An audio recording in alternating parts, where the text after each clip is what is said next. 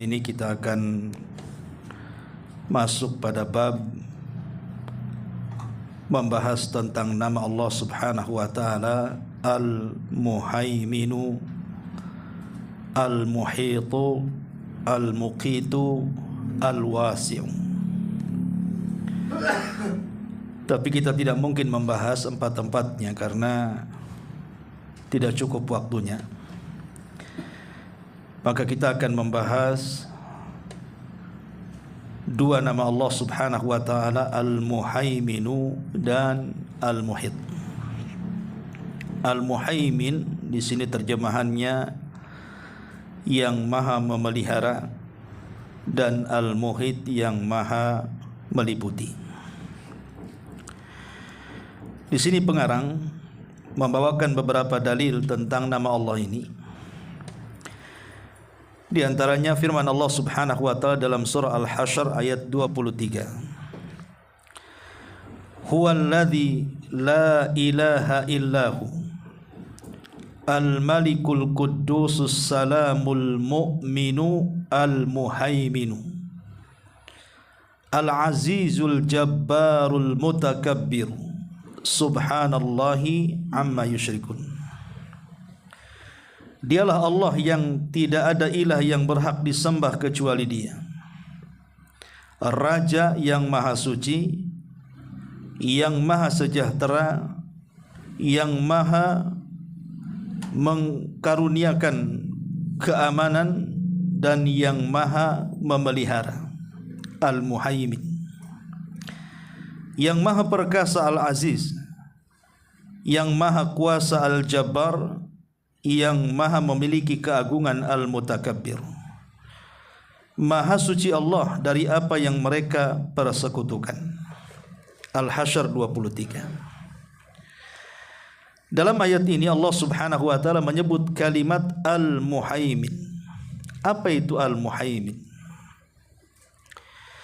Ma'asyiral muslimin wal muslimat rahimani wa rahimakumullah. Para ulama ketika memberikan definisi kalimat Al-Muhaimin, di sini kata pengarang, makna Al-Muhaimin adalah yang mengetahui rahasia-rahasia segala perkara dan yang disembunyikan oleh dada, yang ilmunya meliputi segala sesuatu, yang menyaksikan amal perbuatan makhluk, mengawasi mereka dalam berbicara dan berbuat, tidak ada yang tersembunyi sedikit pun dari perbuatan mereka atau di atas langit. Jadi kalimat Al-Muhaimin ini cukup luas ya. Dan para ulama mengatakan bahwa Al-Muhaimin ini secara makna memiliki kandungan 5 makna. Yang pertama, Al-Muhaimin adalah Ar-Raqibus Syahid. Dia adalah zat yang maha mengawasi dan menyaksikan. Maknanya ya'lamu sirra wa akhfa. Dia zat yang mengetahui as-sir yang tersembunyi, wa akhfa ataupun yang lebih tersembunyi lagi. Jadi kalau yang tersembunyi saja Allah tahu, bagaimana pula yang tampak. Ini yang pertama. Yang kedua, mana Al-Muhaimin adalah Al-Alimu bikulli syai'. Dia yang mengetahui segala sesuatu. Selain dia yang maha menyaksikan ataupun mengintai, dia juga Al-Alim, maha mengetahui segala sesuatu. Kemudian yang ketiga, Al-Qadir ala kulli syai'. Makna Muhaimin juga adalah Al-Qadir, artinya yang mampu melakukan segalanya. Zat yang mampu melakukan segalanya, itulah Al-Muhaimin. Kemudian yang keempat, makna Muhaimin adalah syafaqatun wa rahmah. zat yang memiliki rasa kasih sayang yang besar dan juga rahmat terhadap makhluknya. Dan yang terakhir, Al-Muhaimin adalah Al-Muhafid, yang menjaga segalanya. Dan ada juga yang mengatakan dia adalah Al-Muntasir, yang menolong hamba-hambanya. Inilah 5 atau makna daripada kalimat Al-Muhaimin.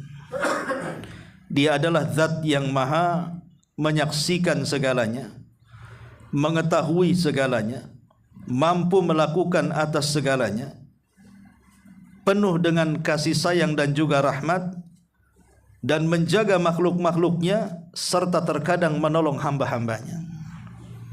Ini makna yang luas dari kalimat Al-Muhaimin. Makanya di sini pengarang juga mengatakan Muhaimin adalah yang mengetahui rahasia-rahasia, segala perkara dan yang tersembunyi di dada. Artinya Allah Subhanahu wa taala mengetahui isi dada setiap manusia. Sebelum manusia itu meniatkan sesuatu, Allah sudah tahu apa yang diniatkannya. Kemudian juga yang ilmunya meliputi segala sesuatu. Tidak ada yang sejengkal di bawah kaki saja tidak tahu apa isinya. Bahkan yang menyaksikan amal perbuatan makhluk dengan cara mengawasi mereka, baik pembicaraan atau perbuatan. Apapun yang dilakukan manusia, apapun yang dikatakan manusia, Allah sudah tahu. Bahkan tidak ada yang tersembunyi sedikit pun dari perbuatan mereka, meskipun sangat kecil sebesar biji sawi, baik yang ada di langit atau di bumi.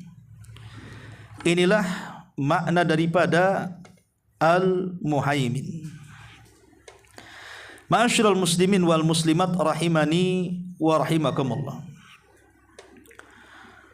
Lah karena di antara makna Al-Muhaimin adalah asy-syafaqatu war rahmah.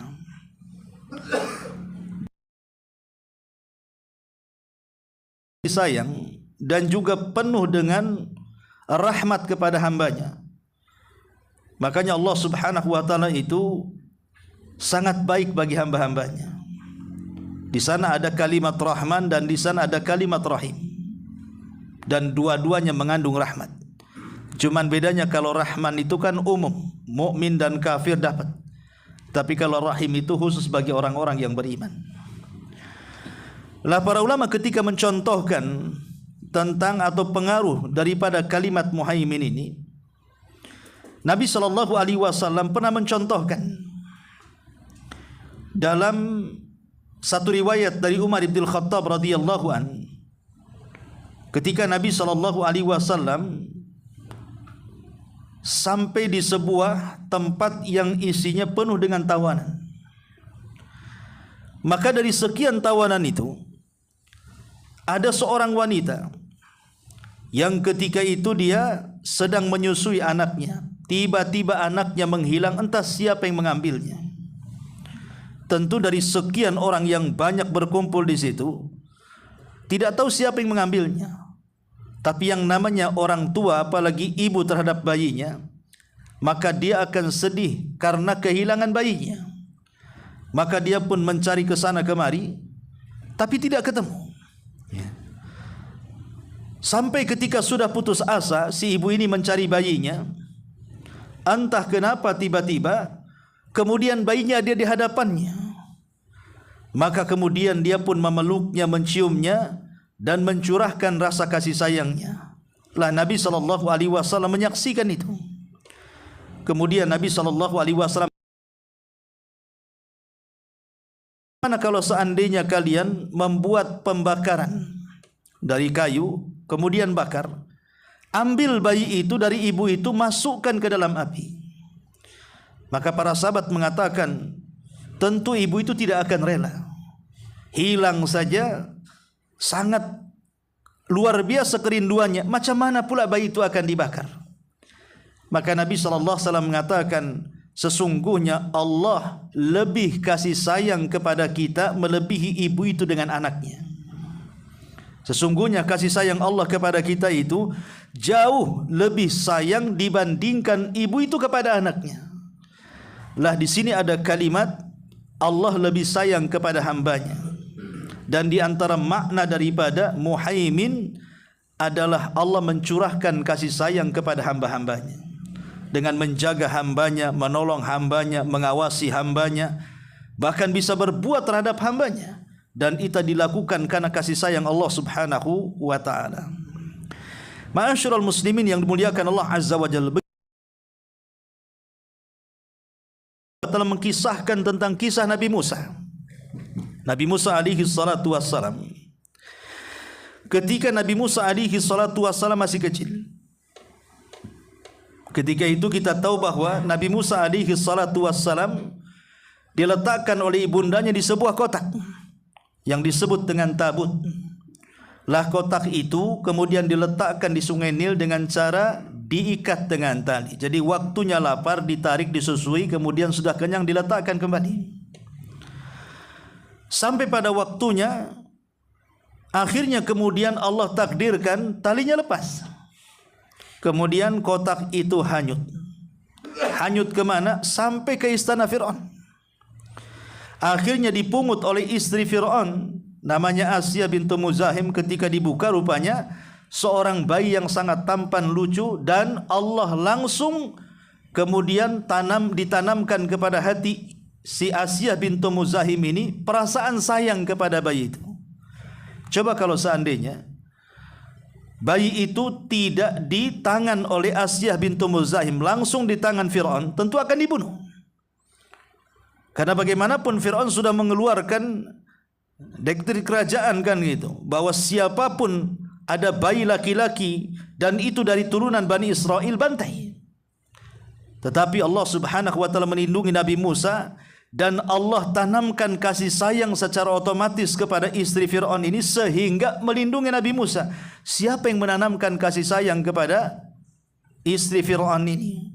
Sehingga akhirnya Nabi Musa terselamatkan dari pembunuhan Fir'aun ini. Tidak lain dan bukan karena Allah adalah Al-Muhaimin. Segala perbuatannya dipenuhi dengan rahmat dan kasih sayang. Ini juga di antara contohnya, atau contoh yang lain dalam Quran. Ketika Nabiullah Ibrahim alaihi salatu wassalam diponis untuk dihukum bakar dan hendak dilempar ke dalam api, maka Allah subhanahu wa ta'ala menunjukkan sifat muhaiminnya. Dengan cara apa? Menurunkan kasih sayang kepada Ibrahim alaihi salatu wassalam dengan memerintahkan api itu supaya dingin dan menyelamatkan Nabi Ibrahim. Dan Allah katakan, Qul ya naru kuni bardan wa salaman ala Ibrahim. Katakan, wahai api, jadilah kalian dingin dan selamatkan Nabi Ibrahim alaihi salatu wassalam. Maka dengan kasih sayang Allah azza wa jal, Allah pun jaga Nabi Ibrahim, Allah pun tolong Nabi Ibrahim, dan Allah terus mengawasi Nabi Ibrahim. Itulah karena Allah memiliki sifat Al-Muhaimin. Ya. Dan banyak contohnya. Contoh ketika hijrah Nabi SAW, seluruh pasukan Quraisy itu dikerahkan untuk menangkap Rasul, bahkan dihadiahi satu kepala 100 ekor unta, dua kepala 200 ekor unta, kepala Rasul dan Abu Bakar. Tapi Allah subhanahu wa ta'ala zat yang maha muhaimin, yang maha memelihara, yang maha menjaga dan menolong, penuh dengan sayang dan kasih kepada nabinya.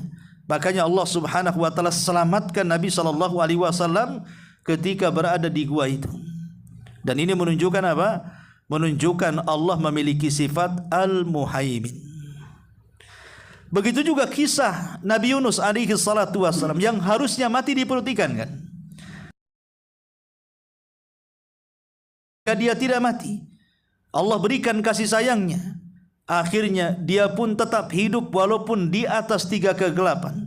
Gelap dalam perut ikan, gelap di dasar lautan, atau gelap di tengah malam, tapi Allah pelihara karena Allah adalah Al-Muhaimin. Akhirnya Yunus pun diselamatkan oleh Allah subhanahu wa ta'ala dengan cara dilemparkan ke daratan. Lah ini contoh-contoh kisah-kisah bahwa Allah subhanahu wa ta'ala itu Al-Muhaimin, zat yang maha memelihara hamba-hambanya. Ma'asyiral muslimin yang dimuliakan Allah Azza wa Jalla, tadi sudah saya jelaskan secara singkat apa itu muhaimin. Dia adalah zat yang menyaksikan hamba-hambanya, zat yang mengetahui tentang kondisi hamba-hambanya, zat yang mampu melakukan apapun terhadap hamba-hambanya. Bahkan dia pun zat yang menjaga, yang menolong, bahkan yang menurunkan kasih sayangnya. Lalu apa pengaruh daripada nama-nama Allah ini? Apa pengaruh kita beriman kepada Al-Muhaimin ini? Ini yang penting, yang sering saya katakan, kalau kita mempelajari nama-nama Allah Subhanahu wa taala, yang terpenting adalah mengetahui pengaruhnya. Supaya kita bukan hanya sekedar menghafalnya. Kalau hanya sekedar menghafal nama Allah, anak TK pun Asmaul Husna hafal. Bahkan antum tidak hafal, mungkin mereka hafal jadi lagu. Tetapi kan bukan itu. Kalimat kata Nabi SAW, "Wa man ahsaha dakhalal jannah." Siapa yang bisa menghafal 99 nama Allah akan masuk surga. Ulama mengatakan yang dimaksud ahsa di sini bukan hanya menghafal, tetapi mengetahui isi kandungan, pengaruh, dan berusaha untuk mengamalkannya. Lalu apa pengaruhnya? Ma'asyiral muslimin yang dimuliakan Allah Subhanahu wa taala. Pengaruh keimanan yang pertama, dengan meyakini bahwa Allah itu memiliki nama Al-Muhaimin. Pertama, istihdharu ma'iyatillahi azza wa jalla. Tertanam pada diri kita kebersamaan Allah Subhanahu wa taala wa muraqabatihi, dan merasa diawasi oleh Allah Subhanahu wa taala. Jadi ketika kita ini mengenal apa itu Al-Muhaimin, bahwa di antara Al-Muhaimin ini Allah mengawasi, Allah mengetahui, berarti kita sebagai hambanya harus merasa diawasi Allah. Karena Allah zat yang terus mengawasi kita, baik dalam perkara yang tampak ataupun yang tersembunyi, baik yang ada di luar badan bahkan di dalam hati. Sehingga timbullah perasaan merasa diawasi oleh Allah, dan ini yang pertama. Yang kedua, di antara pengaruh nama Allah Al-Muhaimin, zat yang memelihara ini, tumbuh at-tawakkul 'ala Allah was-thiqatu fihi wahda. Timbul perasaan tawakal, menggantungkan hati hanya kepada Allah Subhanahu wa taala, dan yakin dengan keberadaan Allah Subhanahu wa taala dan apa yang Allah akan berikan kepada apa yang kita minta kepadanya. Kita harus yakin. Kenapa kita harus yakin? Karena Allah mengetahui segalanya. Apa yang kita hajatkan Allah sudah tahu. Bahkan belum lagi kita hajatkan Allah sudah tahu. Bahkan kalau seandainya orang hendak berdoa, belum lagi mengangkat kedua tangan, terkadang Allah sudah kabulkan. Contoh umpamanya, ketika di zaman Nabi Sulaiman kalau tidak salah, terjadi paceklik hebat. Maka Nabi Sulaiman alaihi salatu wassalam membawa pasukannya untuk melaksanakan istisqa, salat meminta hujan. Tiba-tiba kemudian di tengah jalan Nabi Sulaiman melihat semut-semut sedang mengangkat kedua tangan mereka ke langit dan sama-sama minta hujan. Tiba-tiba Nabi Sulaiman alaihi salatu wassalam mengatakan kepada pasukannya, "Aku melihat semut-semut itu sedang meminta hujan kepada Allah." Selang beberapa waktu, tiba-tiba betul-betul turun hujan. Padahal Nabi Sulaiman dengan pasukannya belum salat istisqa, tetapi Allah sudah turunkan hujan kan. Ini menunjukkan terkadang apa yang kita hajatkan sebelum kita minta Allah sudah kabulkan. Karena Allah itu zat yang maha muhaimin. Makanya kita harus betul-betul tawakal kepada Allah, menyandarkan hati hanya kepada Allah, dan harus percaya dengan Allah. Harus yakin bahwa setiap permintaan kita pasti mustajab. Ini yang kedua. Yang ketiga, al-khawfu minallahi azza wa jalla alladhi biyadihi maqadir kulli syai'in. Tertanam perasaan takut. Takut kepada Allah Subhanahu wa taala yang di tangannya ada takdir-takdir atas segala sesuatu. Karena di antara makna muhaimin tadi saya katakan, Allah maha mengawasi, Allah Maha mengetahui, Allah Maha mampu melakukan segalanya, menjaga, menolong, penuh dengan kasih sayang dan rahmat. Sehingga dari sinilah kemudian ada perasaan takut kepada Allah Subhanahu wa taala, karena Allah bisa saja melakukan apapun sekehendaknya. Allah bisa mengadab seseorang, Allah bisa menghancurkan seseorang, Allah bisa mengangkat dan merendahkan seseorang, bisa saja dengan kemampuan Allah Subhanahu wa taala, zat yang maha kuat. Maka dari situlah tertanam sifat takut bagi kita. Takut kalau seandainya kita dihancurkan Allah, takut kalau seandainya kemudian dicelakakan Allah, dan begitu seterusnya. Maka dari sifat Al-Muhaimin tumbuhlah perasaan takut kepada kita. Ini yang ketiga. Kemudian yang keempat, istisy'aru al-'azamatil ilahiyyati. Tumbuh perasaan pengagungan kepada Allah Subhanahu wa taala.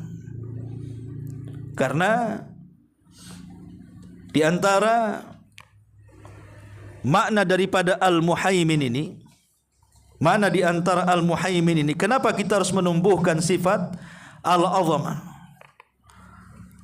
pengagungan kepada Allah Subhanahu wa taala? Karena Allah Subhanahu wa taala sekali lagi bisa melakukan apapun yang dikehendakinya. Maka kita akan lebih merasa mengagungkan Allah Subhanahu wa taala. Kemudian selanjutnya, di antara pengaruh yang kelima adalah tumbuh mahabbatullahi azza wajalla, menumbuhkan kecintaan kita kepada Allah Subhanahu wa taala. Karena Allah Subhanahu wa taala pasti mengetahui kehendak kita. Dia yang menciptakan kita. Pasti dia paham dengan kehendak kita. Tidak mungkin Allah Subhanahu wa taala menciptakan makhluknya kemudian membiarkannya. Tidak, Allah lebih paham dengan kita daripada kita sendiri kepada kita sendiri. Karena kita tahu bahwa dia yang menciptakan makhluknya, maka dia lebih paham apa yang diciptakannya, dan kebutuhan apa yang dikehendaki makhluknya, dan hajat apa yang diperlukan makhluknya, Allah paham. Dan itu sudah Allah Subhanahu wa taala lakukan kepada hamba-hambanya. Harusnya kita harus lebih cinta lagi kepada Allah yang sudah banyak memberikan rizki, nikmat, dan dunia yang sekarang kita nikmati hari ini di dunia. Seperti umpamanya orang tua yang perhatikan kita, tentu kita lebih sayang kepada orang tua yang perhatikan. Lah Allah jauh lebih memperhatikan kita dibandingkan orang tua kita kepada kita. Makanya harus lebih tumbuh perasaan mahabbatullah, cinta kepada Allah Subhanahu wa taala. Ma'asyiral muslimin wal muslimat rahimani wa rahimakumullah. Lalu setelah kita tahu pengaruh-pengaruhnya, bagaimana caranya kita mendekatkan diri kepada Allah dengan nama ini? Bagaimana caranya? Subhanahu wa ta'ala dengan Al-Muhaimin. Nama Allah Al-Muhaimin yang maha memelihara. Pertama, gunakanlah nama ini dalam setiap doa-doa kita. Gunakanlah nama ini dalam setiap doa-doa kita. Karena Allah yang mengatakan walillahil asmaul husna fad'uuhu biha. Allah itu memiliki nama-nama Allah yang indah, maka berdoalah dengan nama-nama itu. Dan kalau kita seandainya ingin berdoa dengan nama-nama Allah itu, maka sesuaikan nama Allah itu sesuai dengan hajat kita. Umpamanya kita ini butuh rizki, maka yang harus lebih banyak kita katakan adalah Ar-Razzaq. Kalau seandainya kita ini sedang banyak dosa dan ingin meminta ampun kepada Allah, maka perbanyaklah menyebut nama Allah Al-Ghaffar atau Al-Ghafur. Kalau seandainya kita ini hendak meminta sesuatu,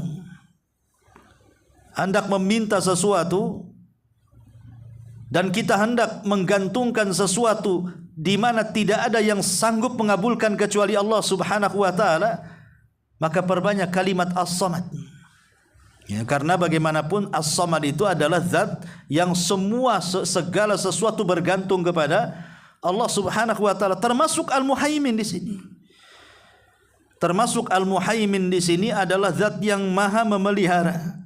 Jadi kalau kita ingin minta kesehatan, minta keselamatan, minta supaya kita ini ditolong oleh Allah Subhanahu wa taala dari orang-orang yang menzalimi kita, menyakiti kita, membuli kita, memfitnah kita, maka perbanyaklah mengucap kalimat ya Muhaimin, ya Muhaimin.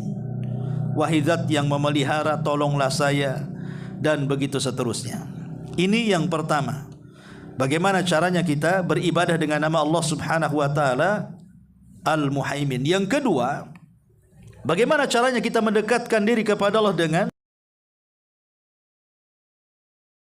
ya tadi an yastashiral abdu anna Allah 'allamul ghuyub 'alal qulubi. Kita harus lebih lagi menanamkan perasaan kepada hati kita bahwa Allah itu Zat yang maha mengetahui segala sesuatu yang gaib, yang tersembunyi dalam hati-hati kita, sehingga kita tidak mudah untuk meniatkan sesuatu yang jahat. Meniatkan sesuatu yang jahat, dendam, hendak menyakiti. Perbuatan itu kan berawal dari niat, ikhwan. Perbuatan jahat itu berawal dari niat. Makanya ada istilah di kepolisian, kejahatan terjadi karena ada niat pelakunya dan juga kesempatan. Waspadalah katanya. Ya. Artinya kan ada dari niat kan, niat dulu. Lah kalau orang menanamkan kalimat Al-Muhaimin, maka dia tidak mungkin kemudian jangankan lagi perbuatannya melakukan kejahatan, niat berbuat jahat pun tidak.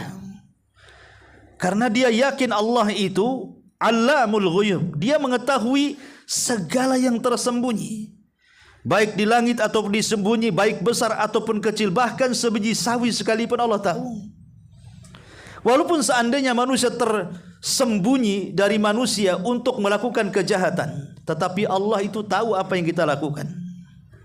Ma'asyiral muslimin wal muslimat rahimani wa rahimakumullah. Kemudian juga yang ketiga, an-nastashira qabatahu fi sirrina wa alaniyatina. Kita harus lebih waspada lagi ketika kita memahami makna Al-Muhaimin, baik dalam kesendirian kita atau saat kita berada di keramaian. Harus lebih hati-hati lagi, baik dalam kata-kata, baik dalam perbuatan, karena pasti Allah Subhanahu wa taala tahu. Dan yang terakhir tentunya an na'tasima bihi wahda wa na'taqida alaihi wahda wa nalja'a wa narkana ilaihi wahda. Kita senantiasa berpegang teguh dengan Allah semata, menyandarkan diri hanya kepada Allah semata, kemudian juga wa nalja juga sama menyandarkan dan juga senantiasa tidak berhajat kecuali kepada Allah Subhanahu wa taala, karena Dialah satu-satunya zat yang maha memelihara. Sehebat apapun makhluk memelihara kita, tidak sehebat pemeliharaan Allah kepada hamba-hambanya. Ini secara global makna daripada kalimat Al-Muhaimin. Kemudian yang kedua, Al-Muhit, zat yang maha meliputi. Di sini Allah Subhanahu wa taala berfirman yang dicantumkan oleh pengarang dalam beberapa ayat. Pertama disebutkan dalam surah An-Nisa ayat 126. Wa kana Allahu bikulli syai'in muhita. Dan adalah pengetahuan Allah maha meliputi sesuatu, segala sesuatu. Kemudian dalam surah Al-Imran ayat 120, innallaha bima ya'maluna muhitun. Sesungguhnya Allah mengetahui segala apa yang mereka kerjakan. Kemudian Allah wallahu muhitum bil kafirin. Dan Allah Subhanahu wa taala meliputi atas orang-orang yang kafir.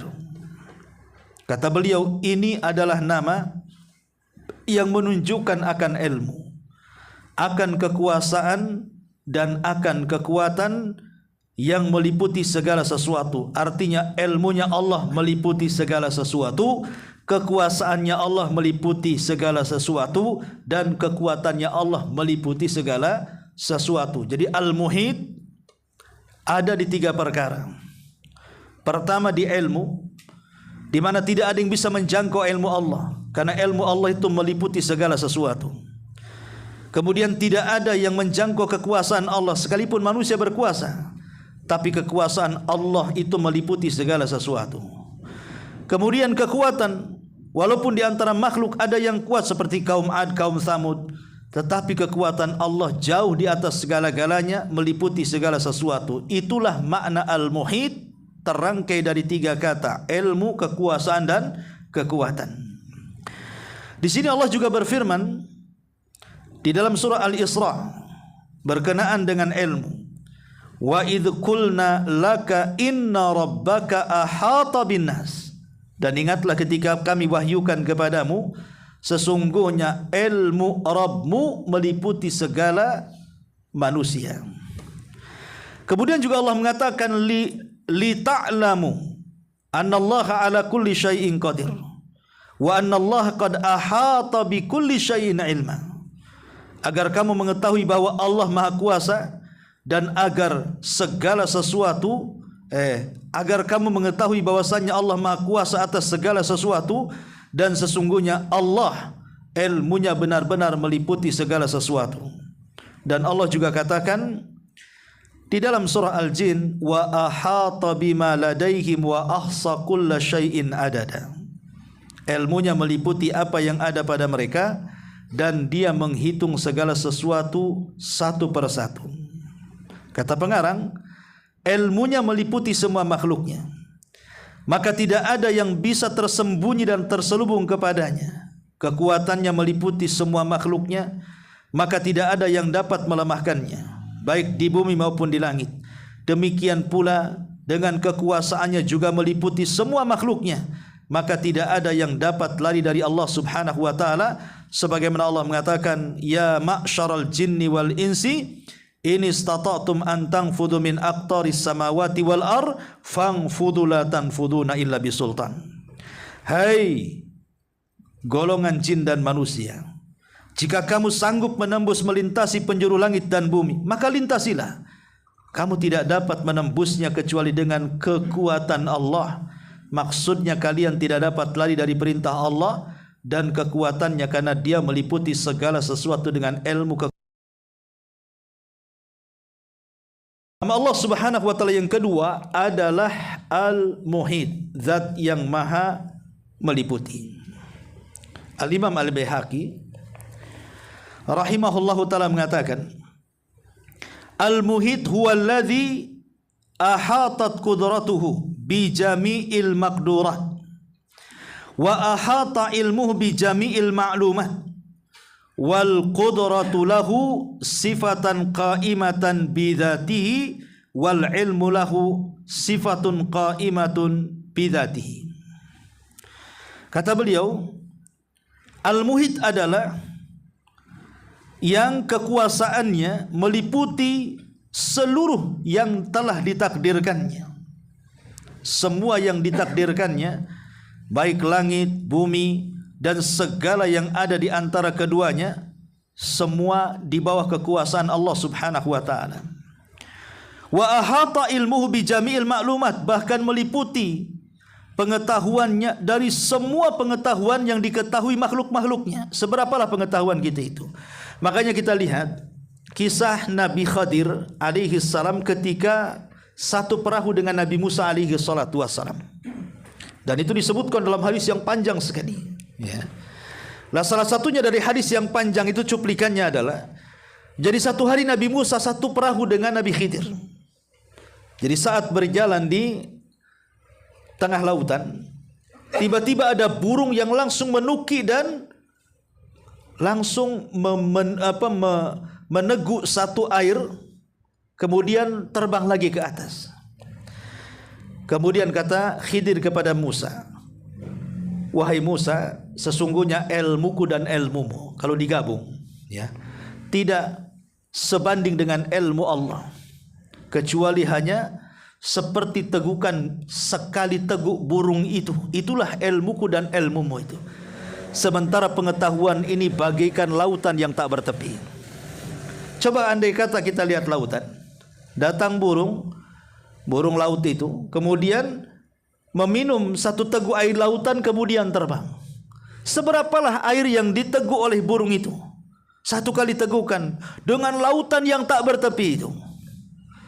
Lah Nabi Khidir mengatakanlah ilmuku dan ilmumu kalau digabung maka seperti itulah. Sementara ilmu Allah itu selaut yang tidak bertepi itu.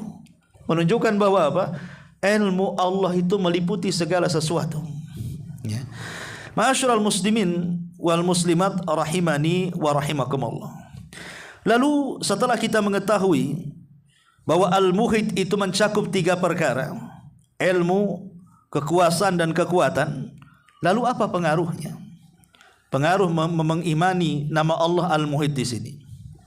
Pertama, an ya'lamal 'abdu ilman yaqinan bi anna Allah muhitun bi ibadihi wa la yaqdiruna ala quwwatihi awil firari minhu fakullun man khiftahu fararta minhu illallah al-muhit idza khiftahu fararta ilaihi. Yang pertama, seorang hamba harus mengetahui dengan penuh keyakinan bahwa Allah itu meliputi semua hambanya, di mana hamba-hamba itu tidak mungkin mencapai kekuatannya atau lari darinya. Tapi masalahnya, kalau kita lari dari makhluk, kalau kita takut dengan makhluk, pasti kita akan lari dari makhluk. Tapi kalau kita takut kepada Allah Subhanahu wa taala, justru kita lebih mendekat kepada Allah Azza wa Jalla. Itulah bedanya ketakutan kita kepada makhluk dengan ketakutan kita kepada Allah. Kalau saya takut kepada antum, enggak mungkin saya dekat-dekat antum. Pasti saya akan menghindar. Tapi kalau kita takut kepada Allah, justru semakin dekat dengan Allah. Karena takut itulah yang membangun ibadah. Orang takut akhirnya rajin ibadah, orang takut akhirnya meninggalkan maksiat, justru makin dekat dengan Allah Subhanahu wa taala kan. Maka ketika kemudian kita mengenal Allah itu al-muhit, bahwa Allah itu meliputi segala sesuatu dengan ilmu, kekuatan dan kekuasaannya, maka secara otomatis kita akan menanamkan perasaan takut kepada Allah Azza wa Jalla. Karena Allah bisa berbuat sekehendaknya. Ini yang pertama. Kemudian yang kedua, an ya'lamal abdu ilmal yaqin annallaha muhitun bihi faya'lamul abdu ilmal yaqin annallaha muhitun bihi wa ya'lamu sirrahu wa najwahu saghirahu wa kabirahu wa alaniyatahu wa sirra zahiratan wa batina. Ketika seorang hamba mengetahui dengan yakin Allah itu meliputi hambanya, dan dia yakin bahwa Allah itu mengetahui yang tersembunyi, yang tampak, yang kecil, yang besar, yang terang-terangan atau yang tersembunyi, baik yang tampak ataupun yang batin, dari sini lahir perasaan muraqabatullahi azza wa jalla, merasa diawasi oleh Allah Subhanahu wa taala. Sehingga dengan merasa diawasi oleh Allah Azza wa Jalla, terlahirlah kita menjadi orang-orang yang baik, orang-orang yang jujur, orang-orang yang disiplin, orang-orang yang amanah, dan lahirlah akhlak-akhlak mulia dari muraqabah itu. Ini yang kedua. Kemudian yang ketiga, ketika kita ini meyakini bahwa Allah itu al-muhit, maka a'zamu min ihatati adh-dhalimi bil madlum wa qudratuhu alaihi fahuwa abdun famahma balagha dhulmuhu wa tughyanuhu fahuwa amama Allah fahuwa amama quwwatillah wa ihatatihi la syai'. Orang yang meyakini Allah itu meliputi segala sesuatu dari ilmu, kekuasaan dan kekuatannya, maka sehebat apapun orang zalim melakukan kezaliman, anggaplah mungkin dia seorang raja penguasa yang bisa sekehendaknya melakukan kezaliman dengan menindas rakyatnya, tetapi dengan ilmu Allah yang meliputi hambanya, kekuatan Allah yang meliputi hambanya, kekuasaan Allah yang meliputi hambanya, siapalah orang zalim itu di hadapan Allah? Maka dengan meyakini Al-Muhit itu merontokkan kesombongan. Ya. Bagaimanapun orang tidak bisa sombong lagi. Allah itu Muhit.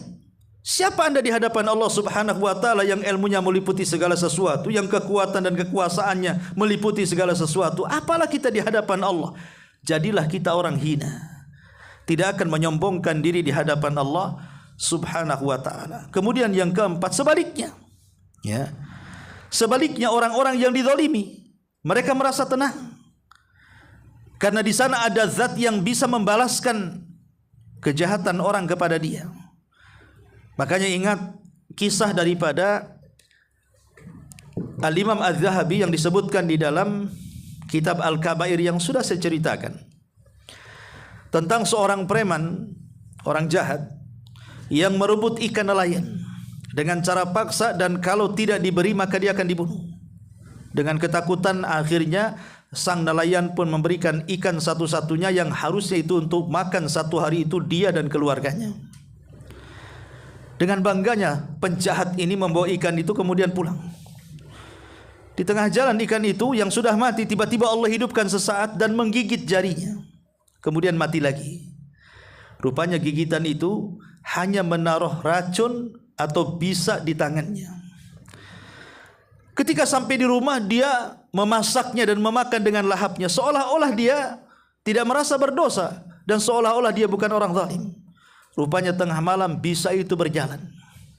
Racun itu mulai menyebar. Maka terasalah sakit dan dia menjerit-jerit dan dia tidak sanggup menahan perasaan sakit yang rasa sakitnya tidak ada yang tahu kecuali Allah Subhanahu wa taala.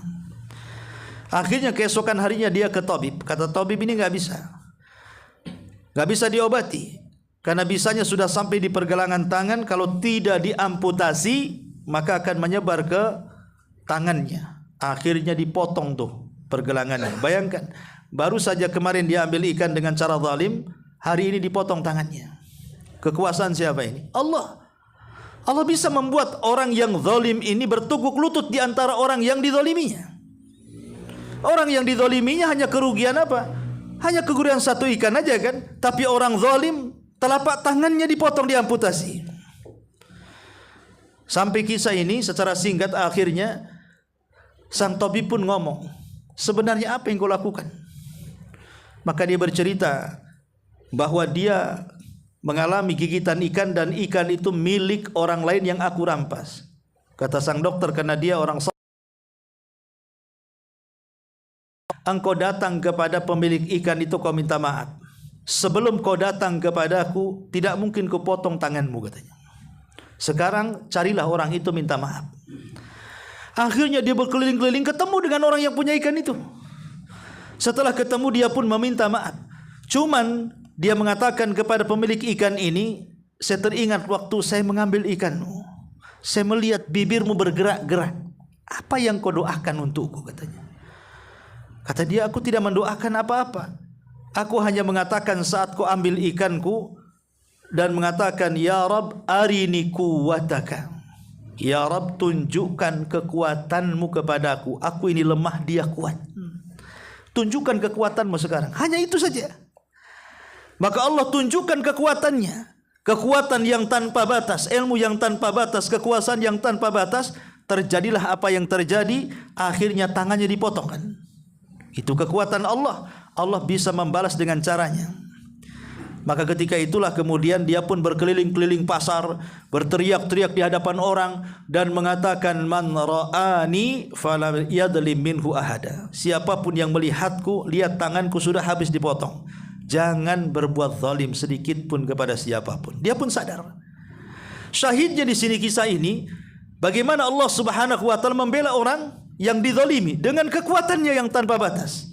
Akhirnya Allah memberikan jawaban ketika orang ini mengatakan, ya Rabb, tunjukkan kekuatanmu. Ini menunjukkan apa? Allah itu Al-Muhit, ya, zat yang maha meliputi ilmu, kekuasaan dan kekuatannya. Ini yang ketiga. Yang keempat, ma'asyiral muslimin yang dimuliakan Allah Subhanahu wa taala, min thimariha an tabqa ar-rahatu wal itmi'nanu fi rauhil abdi bi anna Allah muhitun bi kulli ma yahduth fil qawni mimma la yardah wa annahu waqa'a bi ilmihi wa idnihi wa qudratihi wa masyiatihi wa ihatatihi wa ma 'alaiha illa fi'lul asbabil ladzi aujabaha Allahu 'alaihi. Dengan meyakini bahwa Allah itu Al-Muhit, kata ulama, maka akan menimbulkan perasaan tenang, rahah, ketenangan, itminan, kenyamanan di dalam jiwa seorang hamba. Karena ketika Allah Subhanahu wa taala meliputi segala apa yang terjadi di alam semesta ini, maka kita tinggal minta saja kepada Allah. Apa yang kita minta? Allah kan tahu apa yang kita minta. Dan kekuatannya Allah bisa memberikan apapun yang kita hajatkan. Dan kekuasaannya kita bisa meminta apapun yang kita inginkan. Maka semakin tenanglah dengan meyakini Allah Subhanahu wa taala Al-Muhit. Dan yang terakhir, ma'rifatu ismil muhit taftahu babat taubati wal aubati lil abdi. Dengan mengenal nama Allah Al-Muhit, maka terbukalah bagi kita pintu tobat dan kembalinya kita kepada Allah Subhanahu wa taala. Karena dengan adanya keyakinan Allah itu meliputi ilmunya, kekuasaannya dan kekuatannya, maka kita tidak bisa apa-apa di hadapan Allah kecuali dengan cara menyerahkan diri kepada Allah Subhanahu wa taala, bertobat segera sebelum Allah zat pemilik kekuatan akan menurunkan bencananya kepada kita.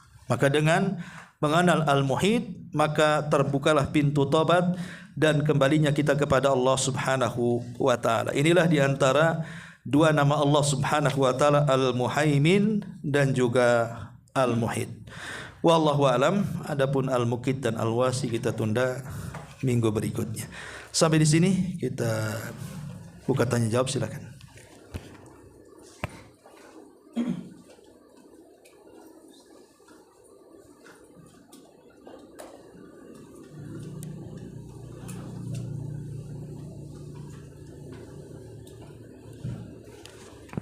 Enggak ada, kita tutup. Subhanallah bihamdika asyhadu an la ilaha illa anta astaghfiruka wa atubu ilaik. Allahu ta'ala. Assalamualaikum warahmatullahi wabarakatuh.